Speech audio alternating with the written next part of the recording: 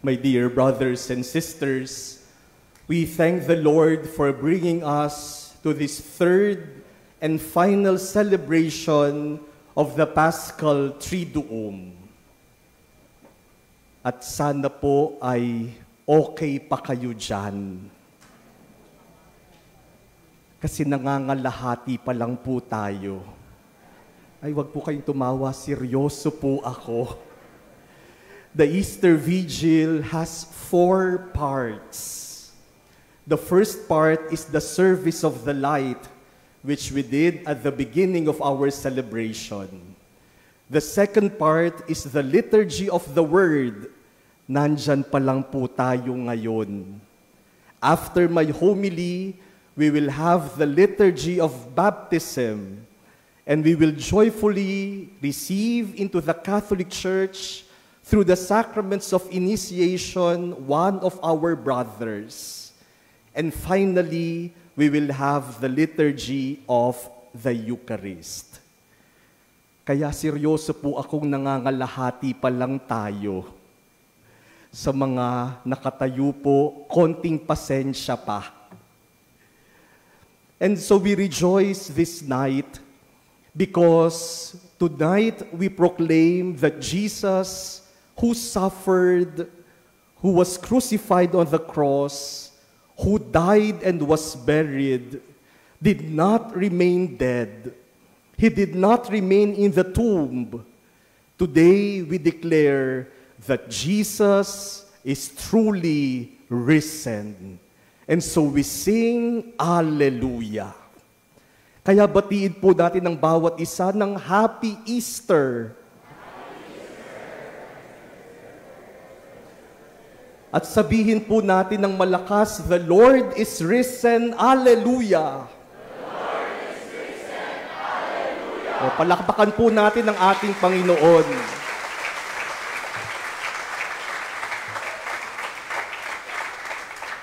This is what we heard in the Gospel proclaimed to us tonight. At daybreak, Mary Magdalene and the other women, early morning of the first day of the week, went to the tomb of Jesus. And what did they find? Ano ang nakita nila? The stone that covered the tomb was rolled away. Remember that yesterday's long passion narrative ended with the sealing of the tomb of Jesus. Ipinasok nila ang bangkay ni Jesus at nilagyan ng malaking bato para tiyakin na hindi siya makakalabas. But when Mary Magdalene went to the tomb early Sunday morning, he found that the tomb has been rolled away, and the body of Jesus was no longer there. And the image, the familiar image of the resurrection is that an empty tomb with a stone rolled away. Now, my dear brothers and sisters, have you ever asked, why was the stone rolled away? Why did the angels move the stone? For whom did they move and roll away the stone? And our usual answer is, for Jesus. That is what we thought. The stone was moved so that Jesus could come out. Iginulong yung bato para makalabas si Jesus. But come to think of it, my dear brothers and sisters, does Jesus need the stone to be moved for him to exit? Did God need help? Was the conqueror of sin and death so weak that he could even remove that stone? And remember, my dear brothers and sisters, that after the resurrection, Jesus assumed a glorious body, a body that is no longer limited by time and space. That is why Jesus could enter the door even when the doors are closed. And so Jesus could exit the tomb even if the stone was still in place. Why was the stone rolled away? Not for Jesus, but for Mary Magdalene and the women. The stone was moved not so Jesus could come out, but so Mary Magdalene and the women could see in. And seeing, they believed. You know, my dear brothers and sisters, in life, there are also many stones, many obstructions that hinder us from happiness, from healthy life, from fullness of life. Sa ating buhay, marami ring nakaharang, marami ring sagabal, maraming nakabara. Kaya hindi tayo maging masaya. Kaya marami tayong alalahanin. Kaya hindi natin ma-enjoy ang buhay.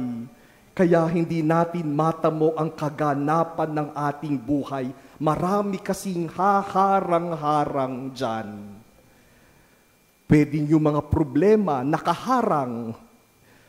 Pwedeng yung karamdaman nakaharang.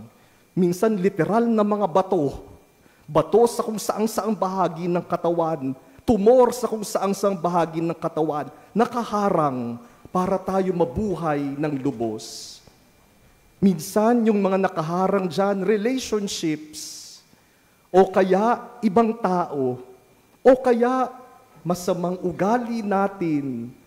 Masamang habit natin, nakaharang.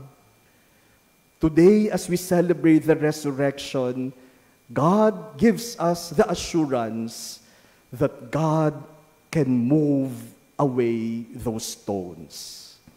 God will roll away those stones that prevent us from experiencing full life. Tatanggalin niya ang nakaharang, aalisin niya ang nakabara, at igugulong niya ang bato. Yan ang pag-asang ibinibigay sa atin ng muling pagkabuhay ni Jesus. Manalig tayo sa Kanya, manampalataya tayo sa Kanya, magtiwala tayo sa Kanya, igugulong niya ang bato para wala nang humarang sa buhay na inilalaan sa atin ng Diyos. You know, my dear brothers and sisters, last Saturday, we had in the chapel our Lenten recollection organized by the group of Father Jerry Orbos, SVD. And that whole afternoon of recollection included not only the sharings, the talks of Father Jerry, but also sharings of different people. If I'm not mistaken, there were 5 groups who shared that afternoon. And one sharing that really moved me was the sharing of a priest. Nung pong ipinasok siya, naka-wheelchair. And he introduced himself as Father Algie Cantila, an SVD priest. Sabi niya, 2 years pa lang siyang pari. But 13 days after his ordination, 13 days after niyang maging pari, he was met with a vehicular accident with other priests with him. Nasa van sila, na-aksidente sila. Lahat ng mga kasama niya ligtas, maliban sa kanya. Maraming buto ang na-fracture, pati yung buto ng kanyang spine. And because of that, he is paralyzed from hip downwards. Walang nararamdaman. Sabi niya kahit umihi at pagdumi, wala na siyang nararamdaman. Imagine, a priest only for 13 days. Pagkatapos naging ganun na yung sitwasyon niya. Sabi niya, yung lahat ng plano niya bilang pari, parang naglaho kaagad, nawala. Kasi habang buhay na siyang paralyzed at naka-wheelchair. That could have been a stone in his life as a priest. That could have made him bitter and angry and desperate. But what inspired me with Father Algie was his disposition. Habang nag-share siya, parang walang problema. Parang normal ang lahat. At nagbibigay pa siya ng pag-asa sa iba. During the Mass that concluded the recollection, he was seated there. And during communion, I brought him the body of Christ for him to receive communion. Pagkatapos niyang mag-communion, tatalikod na ako, sabi niya sa akin, magbibigay ako ng communion. Kaya binigyan ko siya ng ciborium, and from his wheelchair, he distributed Holy Communion. Nasabi ko sa sarili ko, God really moves stones. Sa buhay ng paring ito, nawala ang mga bato ng galit, bato ng desperation, bato ng hopelessness. Even in his condition, he was living a full priestly life. My dear brothers and sisters, without any doubt, the resurrection of Jesus is the foundation of our hope. Because Jesus is risen, we have hope. And the lesson of the resurrection is really just one sentence, 3 words. Do not give up. Don't ever quit. Don't lose hope. Because God still sends angels and God still moves stones.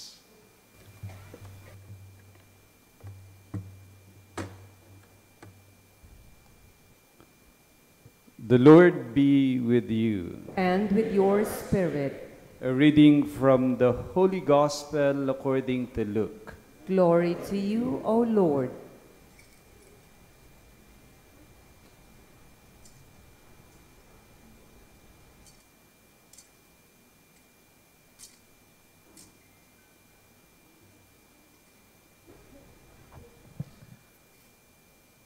At daybreak on the first day of the week, the women who had come from Galilee with Jesus took the spices they had prepared and went to the tomb. They found the stone rolled away from the tomb.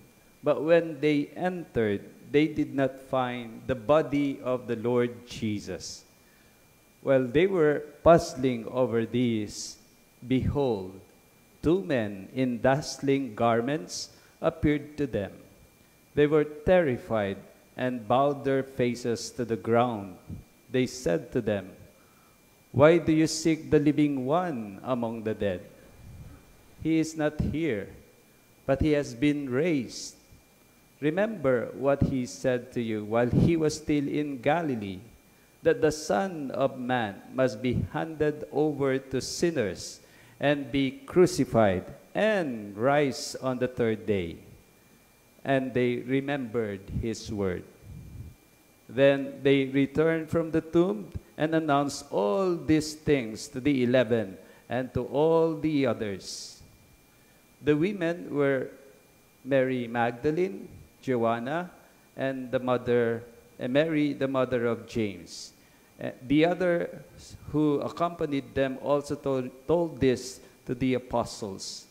But their stories seemed like nonsense, and they did not believe them. But Peter got up and ran to the tomb, bent down and saw the burial clothes alone. Then he went home amazed at what had happened. Dear friends, the Gospel of the Lord. Praise to you, Lord Jesus Christ. Please be seated.